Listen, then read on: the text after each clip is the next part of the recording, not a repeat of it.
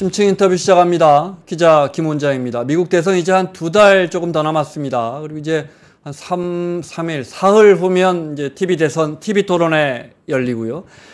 해리스 후보가 근소하게 앞서가고 있다 이런 분석이 나오고 있지만 또 트럼프 후보가 여러 스윙 스테이트 중에 몇 개 주를 포기하고 정말 될 곳만 선택과 집중을 하고 있다 이런 보도가 나오고 있지만 이분은 여전히 경제 문제, 특히 물가 이런 현실적인 문제가 이번 대선의 승부를 가릴 것이다 이렇게 이야기하십니다. 네, 공주대학교 국제학부의 이문정 교수님 자리했습니다. 어서 오십시오. 네, 안녕하세요. 네, 교수님 뭐 전번에도 이번 대선을 가를 어떤 지지층의 정체성 네. 설명 저희가 너무 잘 들었고 감사합니다. 네.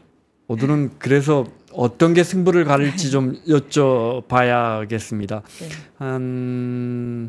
벌써 사전투표가 시작된 주가 있더라고요. 네. 그러니까 이게 미국의 대선 제도가 워낙 복잡하지만 주마다 또 다 다릅니까? 네, 맞습니다. 이게 미국이라는 나라가 이제 50개 다른 그 나라들이 이렇게 연방을 네. 이루고 있는 형태라고 볼 수가 있겠고, 우리 입장에서 이해가 안 가는 이 선거인단 문제, 간접 선거 문제도 그렇습니다만 그 주의 어떤 자치적인 부분을 이제 중요시 여기다 보니까 이런 시스템이 된 거고, 그래서 이 사전투표도 룰이 다 달라서요. 네. 날짜도 다 다르고, 심지어 뭐 안 하는 주도 있고요. 그러니까 말하자면 이렇게 조금 정말 투표장에 가시기 어려운 분들이라든지 이런 몇몇 예외를 제외하고는 안 하는 그런 주도 있고 해서 다 뭐 주마다 다르니까 이거를 뭐 일반적으로 뭐라고 말씀드리기 어렵습니다만 하여튼 두 가지 이제 방식이 있고, 하나는 우편으로 하는 방식, 하나는 이제 직접 가서 하는 방식. 네. 이제 빠른 주에서는 이제 이미 시작을 한 거죠. 네.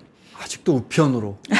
그래 전번 대선 보면 네. 왜 네. 대표 다 끝나가는데 아직 몇 개 주에서는 우편 그게 안 와서 집계 안 됐다 그러고.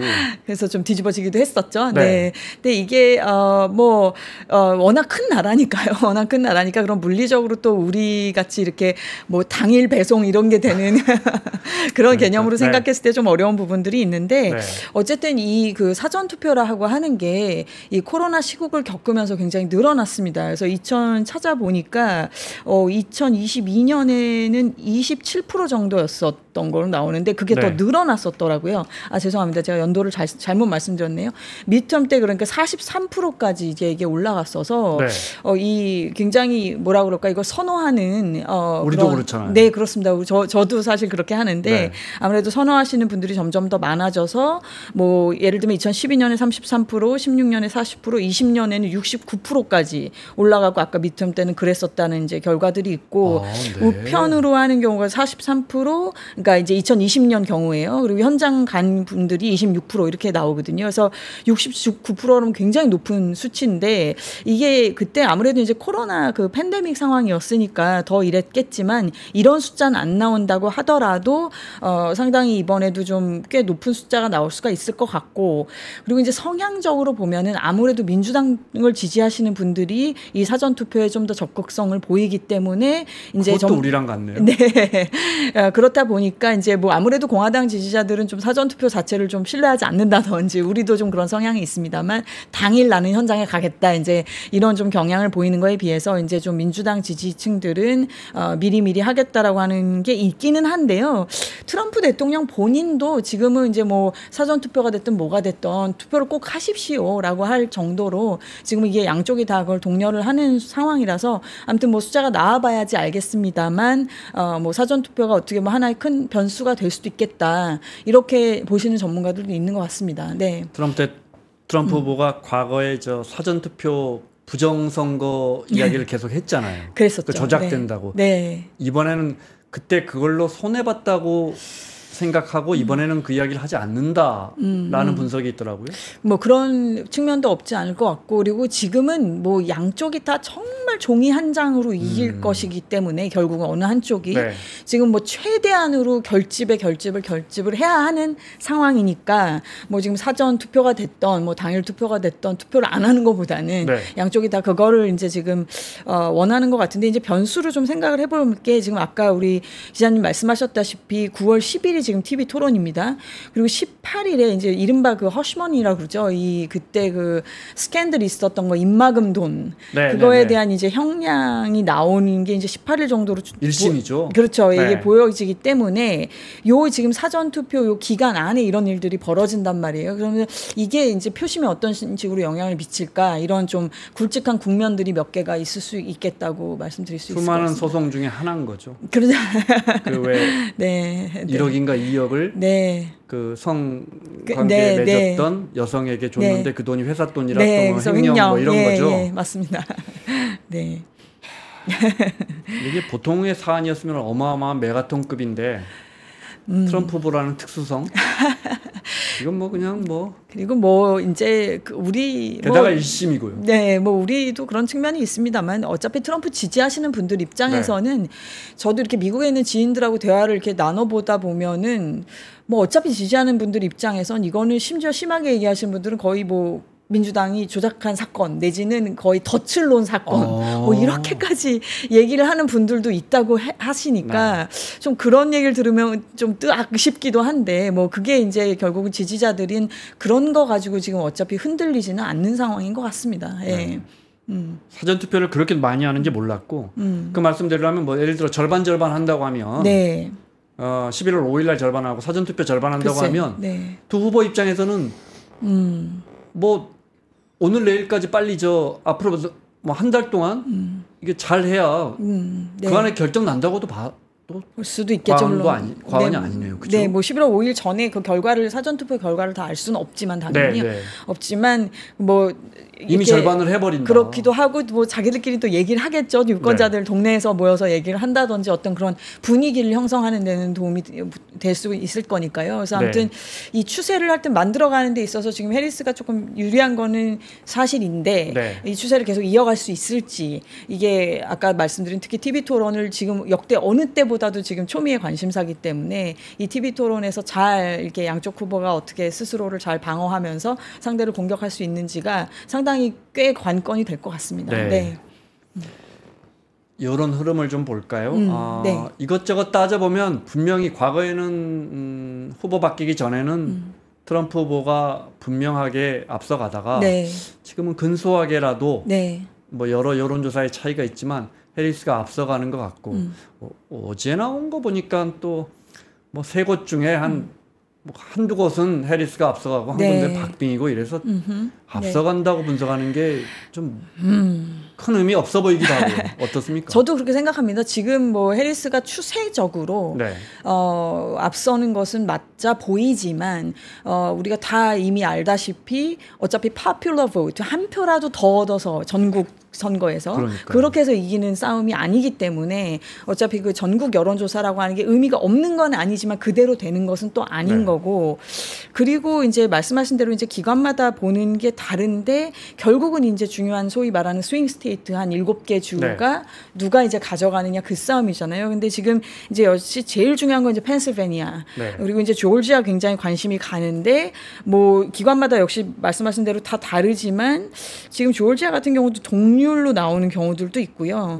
펜도 이거를 거의 동이라고 봐야 될 것 같아요. 49대 뭐 48. 스테이트 중에서도 펜실베니아가 중요한 건 선거인단이 많아서 많기도 하고 몇 명입니까? 19명입니다. 19명. 19개를 그러니까 한 표라도 많으면 19명 가져가 버리는 그렇습니다. 거죠. 그 승자 독식이기 때문에 그런 상황이니까 이제 19석 아무래도 제일 많고 그다음에 이제 펜실베니아 같은 경우는 이게 복합적일 수밖에 없는 게 이제 우리는 펜실베니아 하면 뭐 유명한 대학 예를 들면 유펜이 있는 필라델피아 뭐 미국 독립선언문이 낭독됐던 뭐 필라델피아 이런 이미지가 있지만 펜실베니아가 크잖아요.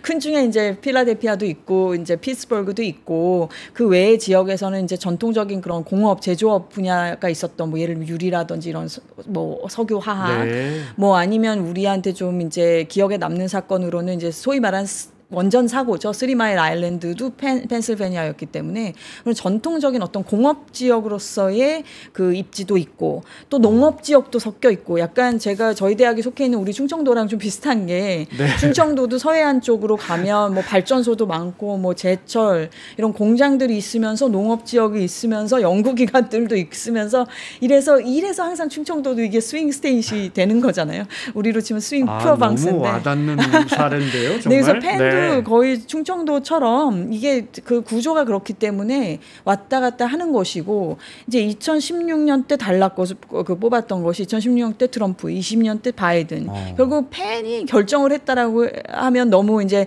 나머지 주들한테는 좀 미안한 얘기겠지만 그럴 정도로 펜이 중요한 지역이기 때문에 이 펜실베니아가 그래서 이 펜실베니아 같은 좀 제일 저는 그 귀추가 주목이 되는 주라고 말씀드리겠습니다. 사실 이제 분명하게 동부권에 있고 우리가 보면 필라델피아라는 그 굉장히 뭐 중요한 도시가 있고 그래서 여기는 당연히 민주당 지역구 같지만 그렇지가 않군요. 우리가 아는 필라델피아와 거대한 펜실베니아주는 다른 거군요. 그렇죠. 이제 이 미국이라는 나라가 워낙 큰 나라고 주 하나가 뭐 우리 영토에 비해서 몇 배씩 크기도 하고 하니까요. 조지아는 왜 그렇습니까? 조지아는 누가 봐도 또 조지아 남부죠. 네, 조지아 제가 지도를 잘 몰라서 남부면 누가 봐도 좀 여긴 보수적일 것 같은데. 네. 뭐 전통적으로는 그렇죠. 이제 조지아라 그러면은 저는 제가 개인적으로 가장 좋아하는 영화 중에 하나인 바람과 함께 사라지다의 이 배경이잖아요. 조지아라는 뭐 목화섬이 이렇게 쫙 펼쳐져 있고 거기만 봐도 흑인들 나오는 거 굉장히 보수적인 지역. 네, 뭐 아무래도 그런 그 농업 있었고. 지역이니까요.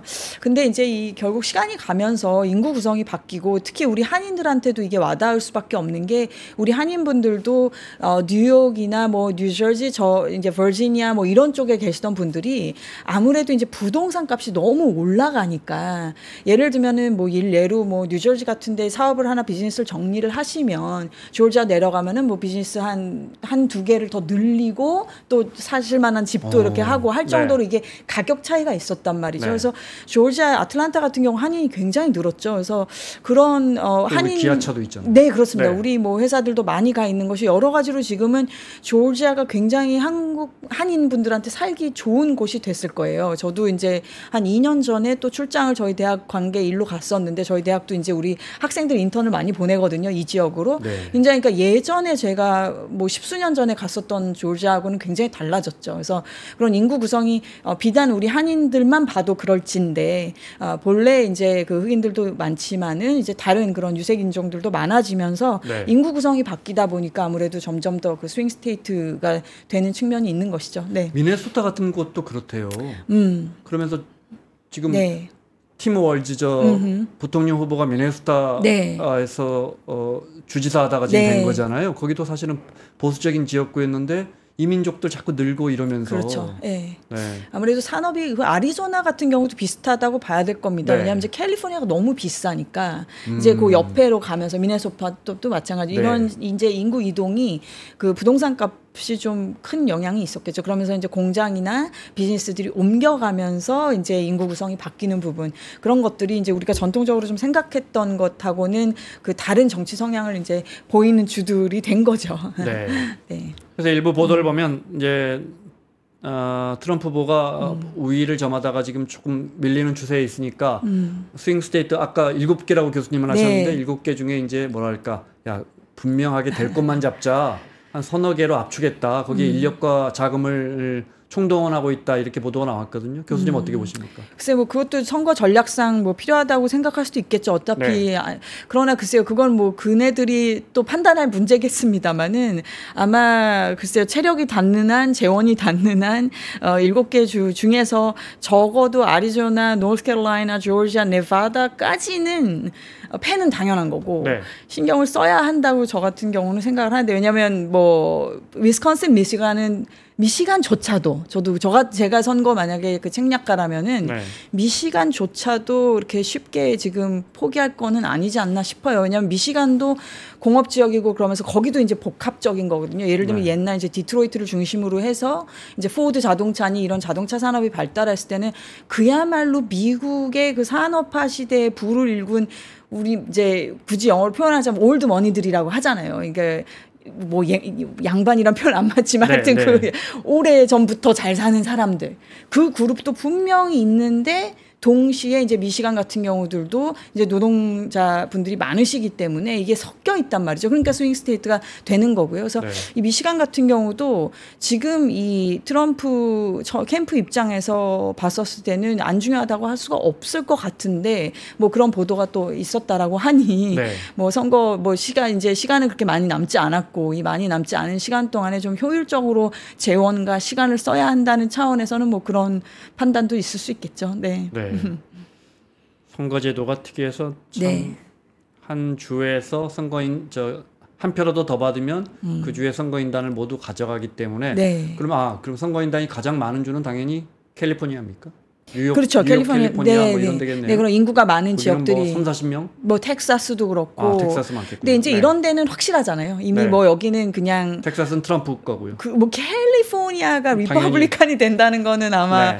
굉장히 게다가 글쎄요. 해리스가 거기서 왔고요. 네. 맞습니다. 그러니까 그렇듯이 그렇게 이미 블루월, 뭐 레드월 이렇게 네. 하는 지역은 내비두고 이제 결국은 경합주라고 하는 지역들은 이런 식으로 좀 산업 구조가 섞여 있고 그리고 인구 구성도 바뀌면서 결국은 정치적 성향이 좀 왔다 갔다 하는 지역을 이제 이 정도로 보는 거니까요. 네. 그래서 아마 여기서 이제 결국은 결정이 되고 결국은 펜실베니아가 저는 정말 거듭 말씀드리지만 가장 키를 쥐고 있다고 생각합니다. 조지아하고. 네. 들을 때마다 기억나는 또 잊어버리거든요. 네. 펜실베니아하고 조지아주만 기억하겠습니다. 요 두 개 주가 어떻게 되는지. 많으니까요. 그동안에 네. 득표는 앞섰는데 선거인단에서 져서 대통령이 못된 후보들이 몇 명 있었죠. 있었잖아요. 엘고, 있었죠. 네, 네. 뭐 엘고 클린턴도 그랬고요. 그렇고 힐러리도 그렇고요. 네. 네. 힐러리도 네, 그랬나? 네. 처음에 트럼프 대통령에게 네, 졌을 때 표는 더 받았군요. 그래서 민주당 제가 이제 5월쯤에 그 민주당 전 의원 두 분, 공화당 전 의원 두 분 모시고 좀 패널을 한번 디스커션을 한 적이 있었는데 네. 그래서 아마 민주당 측에서는 이거 선거법 바꿔야 된다. 이게 그 국민의 절대 어쨌든 다수 조금의 차이일지라도 네. 더 다수의 득표를 받은 후보가 이렇게 해서 진다는 거는 이건 좀 말이 안 되지 않느냐 이런 이제 주장을 펼치시기도 했어요. 그 자리에 계셨던 전 의원님이 민주당 출신 의원님이. 네. 근데 글쎄요 이거는 쉬운 일이 아니죠. 미국이라고 하는 나라가 그러니까요. 예, 연방이 기본인 거기 때문에 그 개념 자체를 다시 재설정한다라고 하는 게 결코 쉬운 일은 아닐 겁니다. 근데 아무튼지 간에 오죽하면 그런 비판과 볼멘 소리가 나올 네. 정도로 조금의 그 갭이 있다 보니까 그게 뭐 또 엄청난 갭이라고 또 받아들여야 되는 건지 왜냐하면 그 주 하나하나가 자치권이 있고 그 주의 어떤 연방으로서 유나이티드 스테이츠 오브 아메리카가 존재한다라고 하는 그 개념에서 봤을 때는 절대 다수에서 다소 밀렸을지라 할지라도 결국은 더 많은 주를 확보했지 않느냐 땅 따먹이 식으로 네. 이 개념인 거니까 그 하여튼 뭐 쉽사리건 바뀔 수는 없을 거라고 생각합니다. 연방제 네. 국가니까 예를 네. 들면 이런 겁니까? 제 네. 생각이 맞는지 봐주십시오. 펜실베니아다. 네. 우리 주의 유권자들이 한 표라도 우리는 지금 우리 주를 대표하는 사람은 19명이고 선거인단은 한 표라도 민주당이든 공화당이든 많이 나오면 우리 19명은 우리 주의 유권자들을 대신해서 그렇죠. 가서 그 후보에게 투표하겠습니다. 네, 이런 거죠. 네, 그런 거죠. 그러니까 그게 오히려 대의 어떤 민주주의적 성향이 있다라고 네. 경향이 더 있다라고 해석할 수도 있는 거겠죠. 네. 그러니까 네. 뭐 그런 제도가 만들어졌겠죠. 근데 잘 이해는 안 됩니다. 네. 뭐 미국의 역사 속에서 이제 만들어진 것이니까요. 네. 네. 두 후보 분석을 좀 해볼까요? 네. 자, 해리스 후보는 생각보다 돌풍을 일으키고 있어요. 네. 가장 핵심은 뭐라고 보십니까? 가장 핵심은 역시 민주당의 그 절박한 그 위기감이겠죠. 예, 트럼프한테 다시, 그러니까 우리가 다시 돌아가지 않는다. 지금 네. 선거 구호가 계속 그렇게 나오잖아요. 네. 트럼프, 글쎄요, 이 트럼프를 지지하시는 분들도 많고, 또 보시기에 따라서는 본인의 어떤 정치적인, 경제적인 그 정책의 선호에 따라서 트럼프가 되는 것이 다 역사의 후퇴고, 다 이건 잘못된 거고 이렇게 주장하는 민주당에 대해서 불편한 분들도 사실 굉장히 많으실 겁니다. 이거 뭐 누가 되기를 그러니까 대등한 지금 싸움이 되는 거 아니에요? 그렇습니다. 그러니까 그렇지만 이제 민주당의 논리는 이건 다시 우리가 역사를 퇴보하는 거고 민주주의가 훼손되는 거고 지금 이 슬로건으로 가면서 다시 우리가 그렇게 갈 수는 없다. 예, 이 역사가 말 그대로 진보해야지 퇴보할 수 없는 거다라는 그 슬로건을 가지고 가는 거기 때문에 지금 이런 싸움이 되는 건데 그만큼 이제 절박함이 있는 거죠. 그 절박함이 있고 바이든 대통령이 후보일 당시에는 결집을 하고 싶어도 그 아쉬운 부분들 우리가 그 토론에서 너무나 진짜 그 안타까울 정도의 그런 모습들을 봤고 그리고 이제 와서 보니 결국은 그 뭐라고 그럴까요? 우리 말로 치자면 문고리라고 할까요? 이런 사람들이 그걸 틀어지고 바이든 대통령의 정말 어떤 그런 건강 상태나 어떤 그런 정신적인 상태나 이런 것들을 쉬쉬쉬 하면서 결국은 그냥 끝까지 밀어붙이려고 하다가 어떻게 보면은 이게 뭐 낸시 펠로시 역할이 컸다고 하시는 분들도 있습니다만 아무튼 이만저만 왜냐면 이제 미국은 본인은 나이가 더 많으면서 근데 미국은 이제 대통령 선거를 이제 의원 선거랑 같이 하니까 이렇게 해서 결국은 대통령 선거가 지면 의원들 다 이제 같이 폭망한다 이제 이 그 위기감이 결국은 설득을 한 거였을 거고 그러면서 이제 바이든이 마음을 돌이킨 건데 이게 참 일련의 사건을 드라마를 만들려고 해도 참 시나리오가 이렇게 안 나오지 싶을 정도로 트럼프가 총격을 당하고서 바로 며칠 안 돼서 이렇게 이제 사퇴를 했단 말이에요. 그 질문 드리려고 했어요. 그 정말 드라마틱하게 그 성조기 밑에서 피 흘리던 트럼프 대통령 그 게다가 그 사진도 또 어떻게 그 뭡니까 유명한 사진 기자가 찍어가지고 그랬었죠. 그 필리처상 탔던 사진 기자가 또 어떻게 그걸 찍었는지 아무도 기억 못합니다. 물론 미국인들 기억하겠죠. 근데 우리는 야 이걸로 게임 끝났구나 했거든요. 그렇죠. 그때만 해도. 근데 최소한 우리 국민들 입장에서는 다 지나간 일 돼버렸어요. 게다가 이제 공화당 전당대회가 또 바로 있으면서 거의 무슨 약간 심하게 좀 나쁘게 표현하면 종교 무슨 집회처럼 굉장히 뭔가 그 분위기가 그랬잖아요. 아주 그냥 트럼프도 뭔가 이렇게 여유가 생긴 것 같으면서 아주 사실상 대관식이었죠.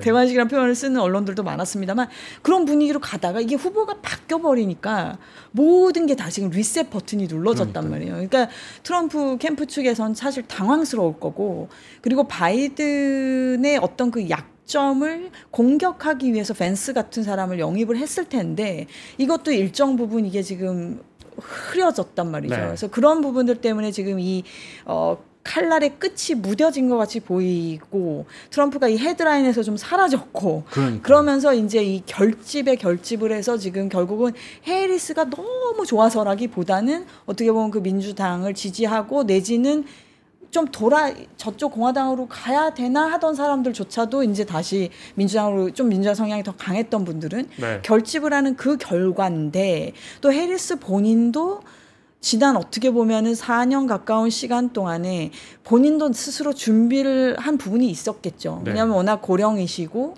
바이든 대통령이 고령이면서 여러 가지 리스크가 있을 거라는 거는 우리가 취임 때부터 생각을 했으니까 해리스도 본인이 부통령으로 되면서는 혹시라도 나한테 그런 게 올 수도 있겠다라는 거를 염두했었겠죠. 그래서 여러 가지로 뭐 준비를 했었을 거고 하다 보니까 이게 스무드하게 이제 넘어가졌는데 이게 이제 남은 2달 동안에도 이 지금 추세를 밀어붙여서 결국은 승기를 잡느냐 아니면 이제 아까 말씀드린 것 같은 중요한 국면에서 또 다른 이제 변수 복병을 만나느냐 이제 이게 앞으로의 우리의 관전 포인트겠죠.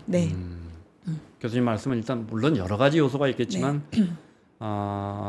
트럼프는 막아야 한다는 민주당이나 진보 진영 사람들의 절박함 이게 크다. 그것이 해리스 때 바이든 후보 때는 그렇게 결집이 안 되다가 해리스 후보 때는 조금 더 결집되는 양상을 그렇죠. 보이고 있고. 그렇습니다. 해리스 후보가 기존의 민주당 후보들이 갖고 있던 어떤 품격 그걸 이제 이쪽에선 품격이라고 하지만 민주당을 싫어하는 유권자들 입장에서 위선 그렇죠? 뭔가 우리하고는 다른 세계 사람들 늘 그 폴리티컬 커렉트니스 그 PC주의 또 이야기 나오지만 늘 바른 이야기 맞는 말 이야기하고 내가 그동안 저 사람들 좋아했는데 알고 보니까 다 그냥 부자들이더라. 똑같은 민주당의 저 지도자들 위선자들이더라. 하는데 해리스는 좀 다른 이미지를 굳혀가고 있다. 예를 들어 그 깔깔깔깔 웃는다든지 그 대표적인 게 그 뭐예요? 야자나무 팜트리 그거 엄마가 그게 저거라면서요? 제가 찾아봤어요. 이게 무슨 말인가 했더니 우리로 따지면 야 너 다리 밑에서 주워 왔어. 그거더만요. 그리고 뭐 이렇게 뭐 같이 춤추는 영상이라든지 굉장히 뭐 미소 자체가 이렇게 아주 산뜻한 그런 미소를 띠고 있으시잖아요. 그래서 그런 점에서는 아무래도 이미지적으로 또 좋아하시는 분들 당연히 많을 수밖에 없는 그런 부분도 있죠. 근데 한편으로는 해리스라고 해서 방금 말씀하신 그 민주당의 소위 말하는 eestablishment, 그 기득권에서 자유로울 수 있을까요? 예, 그 의구심을 품는 엄청 부잣집 딸 아니에요, 사실은. 글쎄 그 개인의 그 백그라운드를 넘어서서 결국은 지금 바이든의 어떤 용단 그리고 그것을 만들어낸 민주당의 기성 정치인들의 어떤 그 입김. 그리고 지금 물론 이 풀뿌리로 모여지는 그런 아주 그 작은 성금들을 너무 중요하죠. 너무 소중하고 정치인 입장에서 너무 소중하고 너무 중요한 돈이지만 이 거대한 그 민주당의 네트워크 이런 것들로부터 과연 해리스라고 해가지고 뭐 자유로울 수 있겠느냐. 이거는 저 스스로도 해리스를 지지하고 아니고를 떠나서 그것에 대해서는 별로 저는 그거는 회의적으로 봅니다. 그렇게 뭐 독자적인 노선을 간다라고 하는 것은 현실적으로 가능하지 않을 거라고 생각하고. 근데 참 일예로 지금 가자 이 문제만 하더라도 이제 이스라엘과의 전쟁 상황에서 그때 이제 소위 젊은 층들 본래 민주당을 선호하고 지지했던 친구들이 아 이건 아닌데 이러면서 이제 이탈했던 거 아니에요. 이제 그들이 이제 다시 좀 결집을 하고 지금 이런 상황에서도 이 참 유태인 관련되고 이스라엘 관련된 문제가 정말 이 미국 국내 정치에서 어려운 문제인데 여기서 유태인들은 어쨌든 돈이 있고 그럼 그 돈 없이는 민주당이 그걸 없이 싸운다는 거는 싸움을 하겠다는 자세가 아닐 거니까 당연히 가져가야 되는데 표로는 이 젊은 친구들도 끌어안아야 되고 그러니까 이게 아주 외줄타기를 하는데 이게 11월 5일까지 쭉 잘 가질까? 이 가자 이 팔레스타인 이 문제만 하더라도 그런데 다른 것도 뭐 많죠. 예를 들면 뭐 에너지 문제라든지 뭐 아까 펜실베니아 얘기도 좀 나오지만 뭐 셰일가스 같은 거 거기서 왜냐하면 이제 결국 민주당이나 이 진보 성향 지지자들이 원하는 거는 이 녹색 전환, 에너지 전환, 그 기존 화석 연료보다는 이제 재생 에너지, 심지어 뭐 원자력까지도 끌어안더라도 이 기후 기술 쪽으로 빨리 가서 4차 산업혁명을 더 가속화하고 이러면서 이 패러다임을 이제 이끌어 가는데 미국이 주도하는 그 패권을 지금 민주당도 그거는 원하는 거잖아요. 민주당이 뭐라 그럴까 진보라고 해가지고 미국의 패권을 원하지 않는 게 아니지 않습니까? 민주당이 당연하죠. 원하는 민주당이 원하는 패권이라는 거는 이 경제 산업 패러다임의 주도를 우리가 한다라는 차원에서는 글로 분명히 가야 되는데 이 에너지 전환이 어려운 게 결국은 고용 문제, 그 지역의 산업이 쇠퇴했었을 때 오는 그 파급 효과. 이런 것들이란 말이에요. 그러니까 이 예를 들면 셰일가스 같은 경우만 하더라도 이 수압 파쇄법으로 이게 기존 그냥 드릴링 수직으로 하는 거랑 다르게 이렇게 수평으로 가면서 파쇄하면서 가야 되기 때문에 거기서 오는 이제 환경 문제가 있는데 그것도 결국은 사실 민주당의 그 본래적인 관점에서 봤었을 때는 그런 환경 문제에 대해서는 좀 부정적이어야 되는 게 맞는데 그렇게 하면 이제 당장 셰일가스 나오는 주에서는 표가 거긴 산업을 어떡합니까? 그러니까 그런 것 때문에 결국 지금 해리스도 결국은 이제는 뭐 집토끼라고 표현을 굳이 한다면 그 결집할 만큼은 했으니 이제 그런 부분에 대해서도 좀 끌어안고 저변을 넓히려고 하는 쪽으로 이제 선회를 하고 있는 거겠죠. 그건 트럼프 쪽도 마찬가지인 거고 트럼프도 뭐 본인의 굉장히 정체성을 드러내는 특히 이제 이 여성의 그 낙태 문제 이런 거에 대해서도 트럼프는 조금 더 이제 유연하게 가려고 하는 거잖아요. 그러니까 이 양쪽이 다 지금은 그 중도층을 어떻게 해서든지 끌어안아야만 이기는 거니까 그 이념 성향에선 다소 흐릿해지는 말들을 하게 되는 거죠, 후보들이. 관련해서 해리스 후보가 전기차 의무화 프로세스 있잖아요. 그게 아마 35년인가요? 제가 유럽하고 헷갈리는데 35년에는 아마 의무적으로 전기차를 생산해야 되던가요? 가솔린 하다가 수소차까지 화석연료차를 중단하던가요? 그 프로세스 꼭 지지하는 건 아니다. 그죠?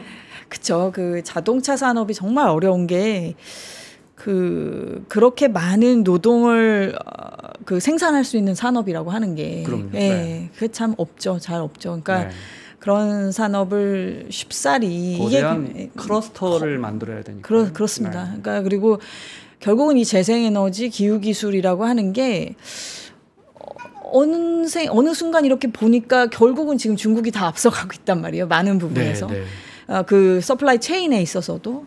그러면 결국은 그쪽으로 가면 갈수록 중국 거를 더 쓰지 않을 수가 없는데 그 상황에 대한 반감은 공화당이나 지금 민주당이나 가져가지 않을 수가 없는 게 그게 결국은 표니까 그게 표로 연결이 되니까 이제 그러는 거라서 글쎄요 이게 사실 이론적으로 생각을 하면 미국같이 최고의 어쨌든 최강의 선진국이라고 하는 나라라면 빨리빨리 이런 이노베이션을 해서 혁신을 해서 앞서가면 좋겠지만 현실의 문제라고 하는 게 그렇지가 않은 거죠.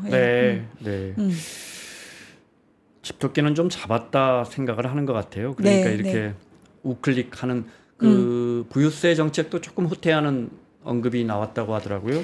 양도세 같은 경우도 그렇고요. 아니면 법인세 같은 경우도 그렇고 조금 아무래도 이제 그 법인세 같은 경우가 제가 지금 자료를 찾아왔던 걸 제가 찾고 있는데 계속 세율을 올리고 있었거든요. 그래서 이제 뭐 해리스 쪽도 이제 조금 더 올리겠다 하지만 이제 트럼프는 당연히 이제 그게 아닌 거고 뭐 이제 그 양도세 같은 경우도 이제 밀리언이 넘어갈 경우에 몇 %를 더 할 건지 이제 소위 말하는 부자 증세라고 하는 부분에 대해서도 이제 해리스 쪽은 조금 더 이제 수위 조절을 하고 있죠. 수위 조절을 하고 있고 뭐 지금 그런 상황인 거죠.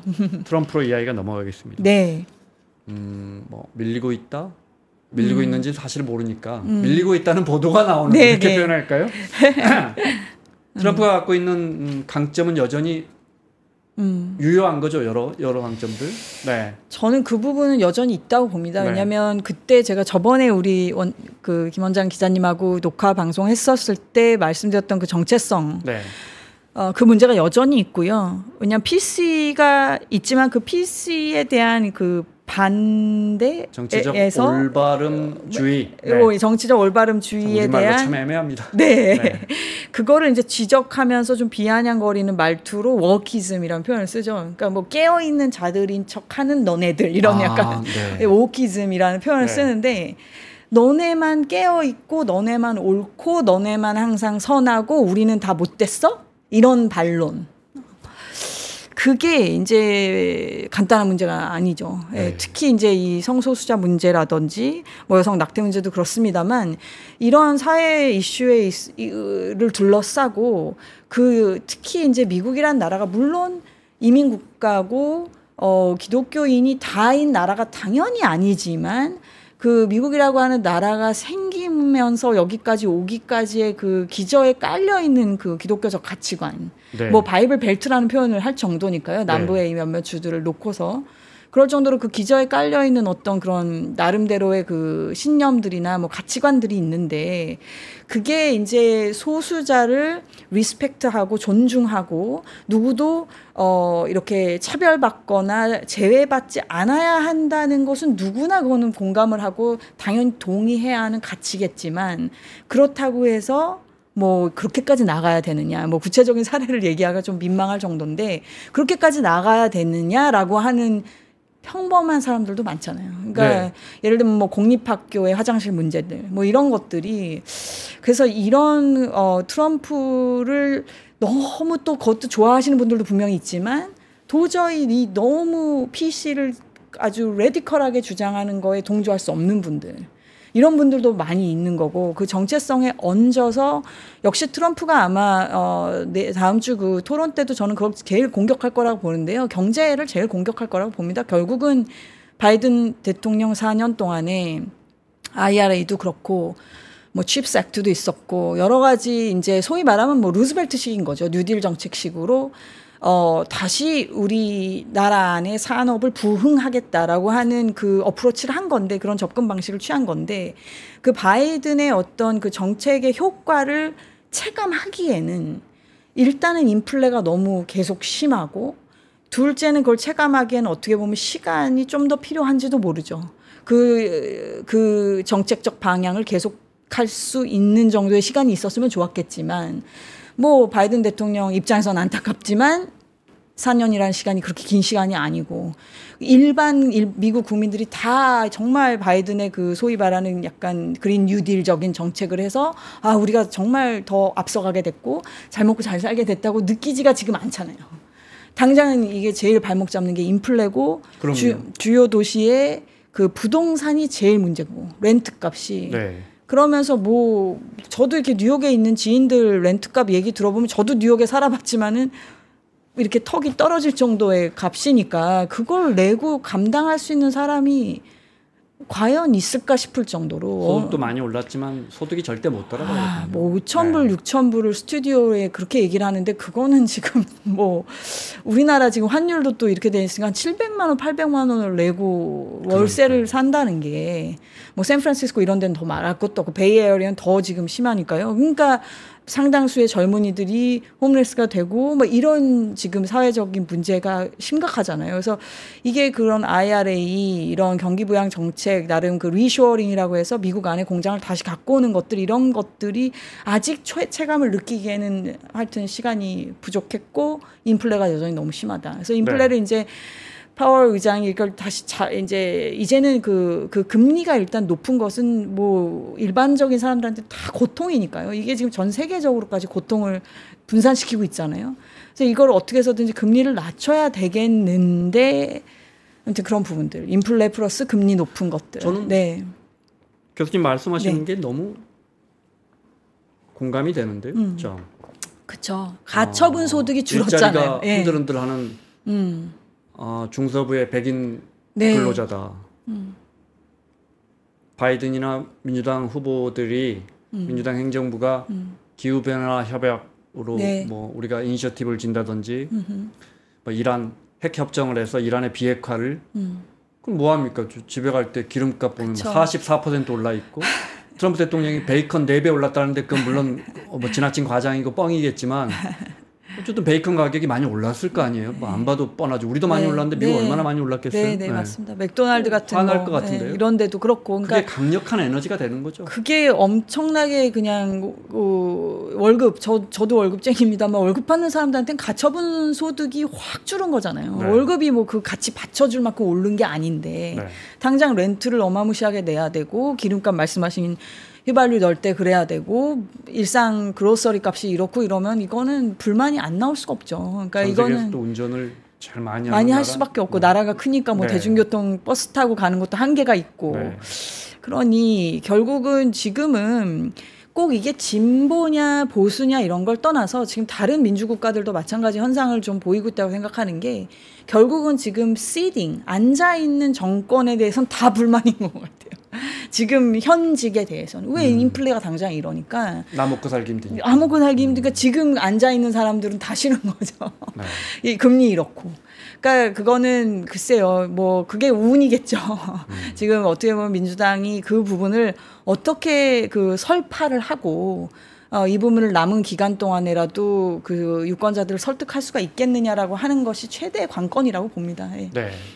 그럼 그걸 이렇게 탁 집어서 말하는 트럼프의 어떤 화법도 그 전략도 직관적이면서 그죠? 예를 들어 정부가 방만하다 이렇게 하지 않고 자 나는 뭐 공무원들 몇 %를 날려버리겠다 이런 식의 표현을 쓰면서 엊그저께도 보니까 무슨 정부 효율화 위원회 효율화 커미티 같은 걸 만들어서 일론 머스크를 위원장으로 세우겠다. 그러니까 뭐 일 안 하는 공무원들 날려버리고 그 자리에 머스크를 세워서 화끈하게 이런 거잖아요. 이 Government Efficiency Commission Task 이거 이제 뉴욕에서 한 얘기인데요. 이 이코노미 클럽 만난 자리에서 이제 한 얘기인데 그러면서 이제 말씀하신 대로 일론 머스크를 앉히겠다.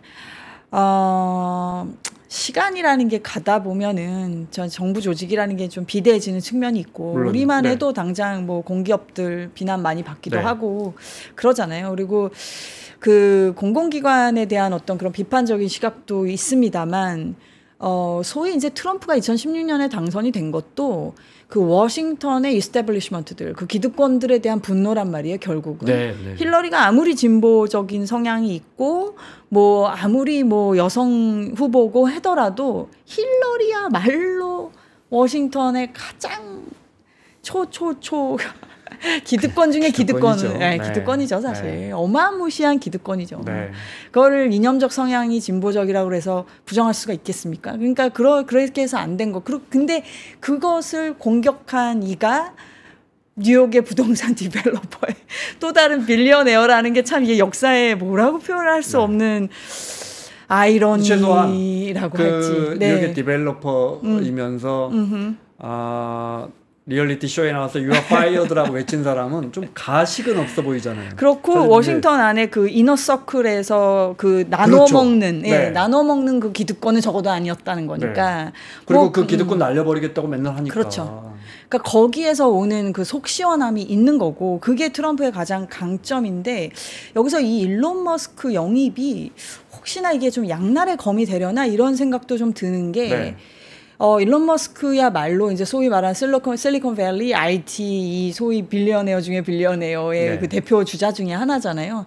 물론 일론 머스크라는 분 자체가 굉장히 뭐 저커버그나 이런 사람하고 다르게 좀 매우 특이한 분이기는 한데 네. 이 사람을 영입을 함으로써 이것이 어떤 효과를 가져올지는 조금 지켜봐야 될 것 같긴 합니다만 어쨌든 좀 신선함이라고 할까? 네. 그런 것을 주려고 하는 의도는 보이죠. 네. 혹시 트럼프 후보가 승리해서 일론 머스크가 그 자리에 갈지 안 갈지 그런 위원회가 만들어질지 뭐 지켜봐야겠지만 두 사람이 싸울 가능성도 매우 높다고 봅니다. 그동안에 트럼프 행정부 동안에 네. 트럼프 대통령 옆에서 했던 거의 모든 참모들이 떠나가지 않았습니까? 그것도 끝이 아주 안 좋았잖아요. 이게 공화당 예를 들면은 그 스테파니 그리샴 네, 네. 이 백악관 전 그 대변인이었던 분인데 뭐 이런 분도 이제 이번에 DNC에 심지어 그 민주당 전당대회에서 그러니까요. 그러면서 뭐 이제 그 카메라가 꺼졌을 때 마이크가 꺼졌을 때 트럼프의 뭐 인간성 뭐 이런 걸 이제 소위 폭로하기도 했고 근데 이거는 또 양쪽이 비슷한 게 저 터시 가바르 민주당 저기 하와이 출신인데요. 이제 그 대선 경선에도 나왔었고 이분은 또 거기 있다가 일로 와가지고 이제 이 어떻게 보면 민주당한테 본인이 실망한 것들 뭐 이런 걸 또 토로하기도 하고 하니까 이거 지금 양쪽이 뭐 사실 다 있는 거예요. 이쪽에서 이탈한 사람이 절로 가기도 하고 저쪽에서 이탈한 사람이 일로 가기도 해서 네. 이거는 뭐 누가 더 이런 것만 놓고 봤을 때 누가 더 이렇게 승기를 잡았다라고 말하기가 아니면 뭐 로버트 케네디 같은 경우도 이제 합류를 네. 결국은 하기로 했고 뭐 이런 거라서 아무튼 민주당에 있다가 민주당에서 엄청 실망하고 공화당으로 간 사람 뭐 아니면 공화당에서 엄청 이제 뭐 실망하고 특히 트럼프 개인에 대해서 엄청 실망하고 일로 간 사람이 다 양쪽이 다 있어서 이거는 글쎄 이거 자체가 엄청난 변수라고 보기에는 그거는 뭐 양쪽이 다 있는 얘기라고 막 말씀드리겠습니다. 저 같은 경우는. 네. 네. 중동 문제 하나만 여쭤볼게요. 네. 그 예루살렘 포스트인가요? 거기서 이제 뭐 당연히 영자 신문이지만 뭐 굉장히 유대교 그 색채가 강한 네. 매체겠죠. 네. 해리스가 되면은 뭐 최악의 대통령이 될 것이다. 예를 들어 그 동안에 우리가 가장 우려했던 것들, 팔레스타인 국가를 수립해 준다든지, 서한 지구에 정착존 이스라엘이 정착존 만드는 거 못하게 한다든지, 나아가서는 첨단 무기에 대한 어떤 지원 이런 것도 안 해줄지 모른다라고까지 경계를 하던데. 예. 느낌만 보면 해리스 후보가 분명히 그 동안에 미국의 지도자들과는 조금 냉랭하게 네타냐후를 향해서 그런 면은 있는 것 같아요. 정책적인 걸까요? 아니면 진짜 그럴까요? 이게 뭐 아까 말씀드린 것처럼 그 특히 젊은이들이 네, 그러니까요. 그 가자에서 벌어지고 있는 그 인도주의적인 정말 참상에 대해서 그거에 대해서 가슴 아파하는 젊은이들이 이제 그렇게 모였던 건데 그거에 대해서 이제 뭐 반유대주의다. 이 절대 나와서는 안 되는 그런 단어들 어떻게 보면 이 미국의 정치 국면에서 나와서는 안 되는 그런 단어들이 나오면서 이게 굉장히 이제 속된 말로 이제 갈라치기가 됐단 그러니까요. 말이죠. 네.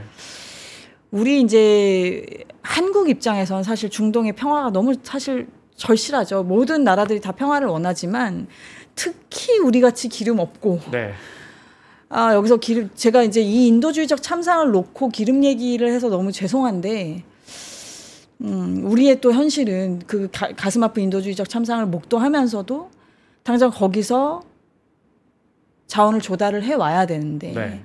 그렇게 치면은 이란하고 이스라엘이 제발 좀, 이건 결국은 하마스라고 하는 거는 이제 드러난 표상적인 얘기인 거고, 물론 그 팔레스타인과 이스라엘의 그 뿌리 깊은 그 갈등이 있지만 그 뒤에는 결국은 소위 중동의 맹주 중에 하나라고 하는 이란이 있는 네. 거잖아요. 네.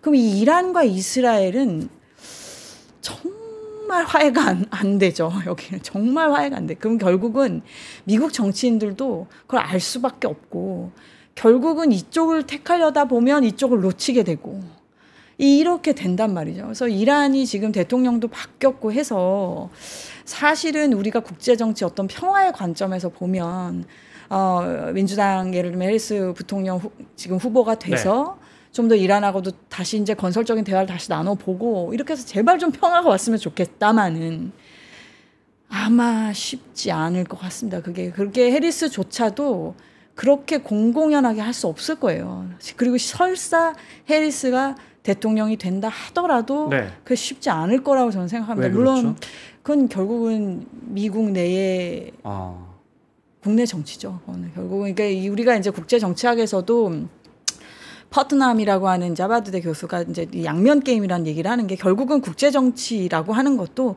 국내 정치의 이제 반영이다. 이제 국내 정치가 어떻게 돌아가냐가 여기 반영이 되는 네, 거고. 네. 그래서 이제 뭐 현실주의 학자들 중에서는 이래서는 안 된다.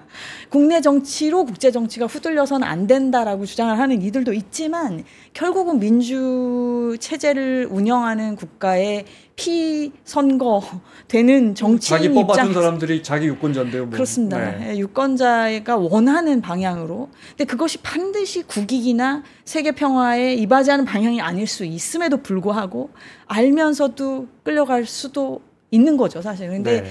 이 유대인들의 그 영향력과 그리고 그들이 가지는 그 이스라엘에 대한 감정, 그건 또 이해가 충분히 가죠. 유대인들이 겪었던 그 수천 년의 그 가슴 아픈 역사를 생각했을 때 그것도 이해가 가는 부분이기 때문에 절대로 이스라엘은 포기를 못할 거예요. 뭐 이건 네. 하늘이 두 쪽 나도 그건 안 될 겁니다. 그러다 보니 이란하고 가까워지려고 하면 할수록 여기서 또 반론이 나올 백라시가 있을 거란 말이죠. 네. 전에 박현도 교수님이 나오실 때 네. 똑같은 질문을 드렸었는데 아하, 네. 사실은 이란 핵이 없어지면 참 지단한 일이죠. 핵을 없앤다는 건 우리도 그렇습니다. 지금 하고 있지 않습니까? 네. 북한과 정말 뭐 쉽지 않은데 이란 핵이 없어지면 가장 좋은 건 이스라엘인데 네. 그때 이 미국과 이란과의 핵 협정을 사실 반가워하지 않는다. 그러니까요. 이 구도, 네. 그죠? 네. 네. 그러니까 그 하늘 아래 같이 머리를 들고 살 수 없다 이럴 정도로의 핵이 중요한 게 아니고 그렇죠. 그 국가가 그 민족이 사라져야 네 이란이나 이스라엘이나 서로가 네. 그러니 어떻게 보면 매우 슬프게도 그 적대적 그런 공생관계 이런 표현들을 쓰잖아요. 그거 아주 컨텐셔스하면서 가져가는 거죠. 그게 묘한 균형이 또 있거든요. 그 적대관계 속에서 묘하게 생기는 그 균형이 있기 때문에 사실은 세계 평화 어떤 인류의 가치, 휴머니티 이런 걸 생각했을 때는 이런 거 다 내려놔야 되지만 결국은 그렇지 못하는 게 참 인간 또 우리 국제정치의 한계라는 걸 생각할 때마다 정말 씁쓸합니다. 네, 네. 그게 또 전쟁으로 이어져서 계속 사람이 네. 죽지 않습니까? 네. 그러니까 해리스는 만약에 당선된다면 굉장히 네. 반유태 반이스라엘 대통령이 될 우려가 커지고 있어라는 분석의 사례들 왜 그렇게 생각하나를 제가 일일이 이렇게 읽어봤거든요. 네. 그럴 때 이런 겁니다. 예를 들어 어느 무슨 대학에 갔더니 뭐 미네소타의 어느 대학을 갔는데 거기 친 팔레스타인 계열의 무슨 시민단체에서 갑자기 그 컨퍼런스 중간에 외쳤는데 해리스가 크게 저지하지 않았다. 또 뭐 예를 들어 뭐 누구누구 의원이 굉장히 친이스라엘 발언을 했는데 그때도 의사당에서 거기에 대해서 반대하는 입장을 보이지 않았다. 그렇죠. 네. 예를 들어 네타냐후가 방문했을 때 의회 연설을 그러니까 정확하게 말하면 왜 적극적으로 그렇죠. 반대하지 않느냐. 그동안의 미국 지도자들은 다 완전히 우리 편이었는데 저 사람은 좀 중립적인 것 같아. 그걸 이제 delicate balance라고 하더군요. 아까 말씀하신 그런 네. 지금 외줄타기를 하고 있는 거죠. 네. 양다리라는 표현 너무 가볍네요. 네.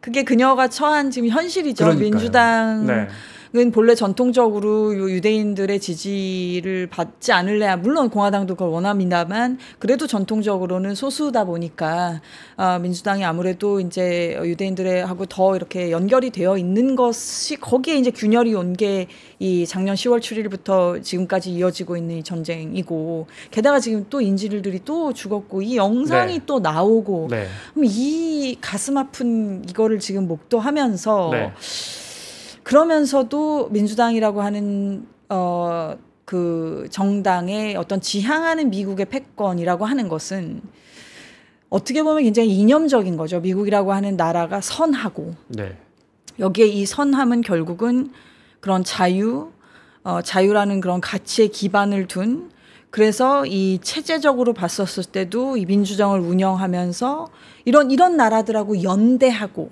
그렇게 하면서 어떤 질서, 규범, 규율 이런 속에서의 패권이란 말이에요. 근데 그것이 저도 어떤 면에서 그게 가능하다면 뭐 바람직할 수 있겠다마는 일단 넘버 1, 첫 번째는 그게 가능하지가 않고 왜냐하면 이 지구상에 존재하는 수많은 문화와 수많은 문명과 그 당장 이 파리 올림픽 개막식 때만 하더라도 이거는 뭐 카톨릭 교회뿐만이 아니라 그거를 만약에 그 개막식을 이 이슬람권에서 보면 어떻게 생각을 했겠습니까? 그거를 물론 근데 그거를 프랑스인들은 본인들이 그게 자부심이고 이게 우리의 피스인 거죠. 아까 말씀하신 피스 이렇게 하니까 이건 완전 문명의 충돌이란 말이에요. 그러니까 이게 요컨대 민주당이 추구하는 바를 실현하기가 이 지구는 생각보다 꽤 넓고 생각보다 문명도 너무 다양하고 그게 세멜 헌팅턴이 말한 소위 문명의 충돌인 거죠. 그렇게 그 후쿠야마가 말한 것 같은 역사의 종언으로 가기에는 세상은 너무 복잡하다. 이 얘기인 거기 때문에 그 민주당이 하여튼 지향하는 바를 달성하는 게 현실적으로 너무 쉽지 않아서 결국은 트럼프적인 매우 현실적인 그런 어프로치가 미국의 평범한 국민들뿐만이 아니라 세계 많은 나라 국민들한테도 어떤 면에서는 마음에 와닿는 부분이 있는 거죠. 그렇죠. 언제까지 그렇게 미국이 무슨 경찰 노릇을 하면서 지적질하면서 할 수가 있겠느냐. 그리고 그게 가능하려면 미국이 압도적으로 잘 살고 기술적으로도 우위에 있고 이래도 지금 될까 말까. 아까 그런 문명의 충돌에 의해서 될까 말까인데 심지어 지금 미국은 상대적으로 중국한테 엄청 추격을 당하고 있는 상황이 아닙니까? 이런데 어떻게 그게 가능하겠느냐라고 하는 게 결국은 트럼프의 어떤 그 어프로치이기 때문에 그 어프로치 그 방침이나 방향성에 대해서는 공감대가 꽤 있을 거라고 저는 생각합니다. TV 토론 여쭤보고 마무리해야겠는데요. 우리는 사흘 절반 정도 남았네요. 그죠? 뭘 좀 지켜봐야 할까요? 이번에 치열하게 싸우겠죠? 엄청 싸우겠죠.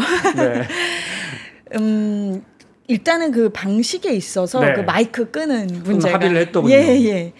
요게 왜 중요해요? 그게 이제 트럼프가 워낙에 그 방송에 아주 능통한 사람이잖아요. 그래서 워낙 뭐 리얼리티 쇼를 오래 한 것도 있고 이 대중의 반응, 화면에 비춰지는 모습 이런 거 너무 아주 영악할 정도로 그 나이 드신 분한테 영악하다고 표현해서 좀 죄송합니다만 아무튼 어떻게 보면 영악할 정도로 그걸 잘 안단 말이죠. 정말 말로 이기기 어려운 사람입니다. 그게 기승전 하여튼 자기 페이스로 그걸 몰고 가는데 아주 능통한 사람이라서 그러니까 치고 들어가서 상대가 말을 하고 있어도 그러니까 거기서 벌써 바이든 당시 그 토론 영상만 봐도 거기서 이제 한숨 나오고 막 이렇게 되잖아요. 근데 그 페이스에 말려버리게 되니까 자꾸 디펜시브해지고 방어적이고. 그러니까 내가 말하는 동안에는 마이크를 꺼버려라. 그게 이제 룰로 된 거니까. 최소한 나의 말하는 건 보장해달라. 끊지 말아라. 그런 거죠. 그래서 그게 이제 꽤 중요한 이제 쟁점이었는데 뭐 어쨌든 그건 합의를 본 거고 뭐 ABC도 싫다 뭐 이제 이러다가 뭐 그것까지는 된 건데.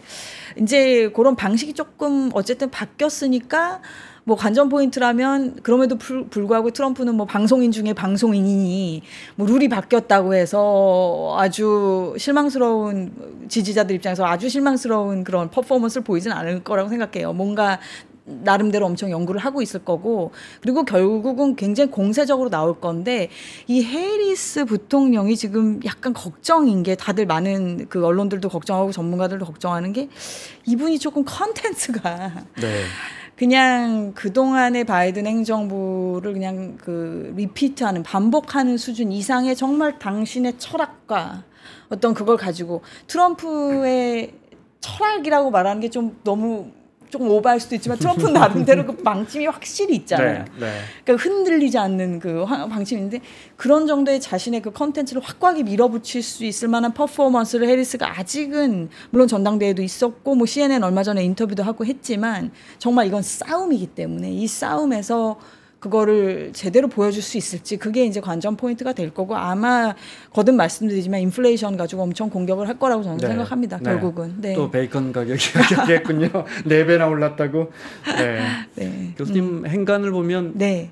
TV 토론에서 해리스 후보가 조금 불리할 것 같다 이렇게 보시는 것 같아요. 많이 본인이 나름대로 많이 노력을 하겠죠. 지금 많이 이제 칼날을 가다듬고 있을 거고 또 법률가 출신이고 검사 출신인데 뭐 말씀이야 달견이 예, 그럼요. 말씀이야. 다양한 사회 분야에 대한 컨텐츠가 밀릴 수 있다 이 말씀이시죠. 그런 부분들 그리고 이제 기세라는 게 있으니까 그런 부분에서도 본인이 이렇게 좀 세련되게 하는 것도 중요하지만 이게 또 나름대로 이제 이게 정말 싸움이기 때문에 이 싸움에서 본인 지지자들에게 확실한 어떤 그 컨피던스를 심어줘야 되고 아 정말 우리가 지지해서 괜찮다라고 하는 그리고는 중도층까지 끌어올 수 있을 정도의 매력을 보여줘야 하는 부분이 이제 숙제겠죠.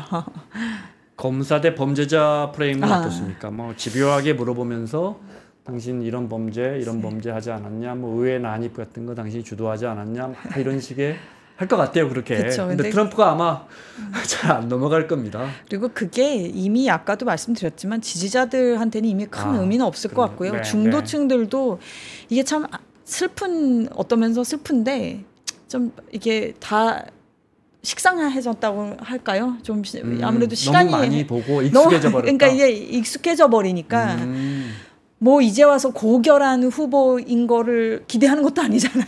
트럼프한테. 그러니 일정 부분 다 포기할 건 포기한 거고 이제 와서 뭐 그거 가지고 안 뽑을 사람을 뽑고 뽑을 사람 안 뽑고 이거는 물론 이제 아까도 말씀드렸듯이 9월 18일 이제 그 선거가 나오니 그 결과에 따라서 좀 흔들리는 부분들도 없지 않겠습니다만 너무 그렇게 범죄자 내지는 뭐 자기는 검사 출신이다라고 하는 구도로 가져갔었을 때의 역풍도 없지 않을 수 있다고 생각합니다. 저는 개인적으로. 네. 경제 이야기 많이 하겠군요. 얼마 전에 그런 이야기도 했더라고요. 네. 해리스가 당선되면 29년 대공황이 다시 올 것이다. 지금 미국 유권자들 29년 대공황 경험도 못 해봤을 텐데.